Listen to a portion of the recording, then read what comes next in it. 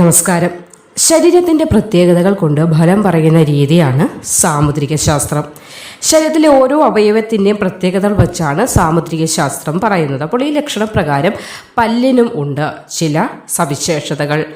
മുൻഭാഗത്ത് നടുവിലെ വലിയ പല്ലുകൾക്കിടയിൽ വിടവുകൾ ഉള്ളവരുണ്ട്. അപ്പോൾ ഇത് സാമുദ്രിക ശാസ്ത്രപ്രകാരം പറയുകയാണെങ്കിൽ ഇങ്ങനെ വിടവുകളുള്ളവർ ചില ഗുണങ്ങളും കഴിവുകളും സവിശേഷതകളുമൊക്കെ ഉള്ളവരാണ്. ആരെയും ചതിക്കാനോ വഞ്ചിക്കാനോ കഴിയാത്തവരാണ് ഈ കൂട്ടർ. വളരെ ശുദ്ധഗതികാരാണ്, അതായത് നേരെ വാ നേരെ പോക്ക് എന്ന നയമുള്ളവരാണ്.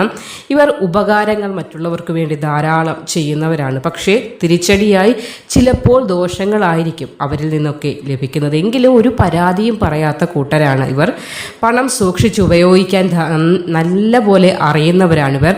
അതേപോലെ തന്നെ മറ്റുള്ളവരുടെ ഇഷ്ടത്തെ പിടിച്ചു പറ്റാനുള്ള, സംസാരിച്ചുകൊണ്ട് മറ്റുള്ളവരുടെ ഇഷ്ടം നേടിയെടുക്കാനും ഇവർക്കൊരു പ്രത്യേക ചാരുതയുണ്ടാകും.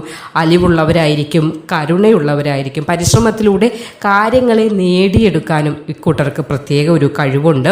കാര്യങ്ങളൊക്കെ വെട്ടി തുറന്ന് പറയുന്നത്, അതായത് ഒരു കാര്യവും മനസ്സിലിരിക്കത്തില്ല. എന്ത് സീക്രട്ടായാലും അത് രഹസ്യമായി വെക്കണമെന്ന് വിചാരിച്ചാലും ഇവരെ കൊണ്ടത് സാധ്യമാവുകയില്ല. അപ്പോൾ ഇങ്ങനെ പല്ലിൽ വിടവുള്ള സ്ത്രീകളും ഉണ്ടാകും, പുരുഷന്മാരും ഉണ്ടാകും. അപ്പോൾ സ്ത്രീകൾ വഴക്ക് വക്കാണം പ്രശ്നങ്ങളൊന്നും ആഗ്രഹിക്കാത്ത കൂട്ടർ കൂടിയാണ് ഇവർ.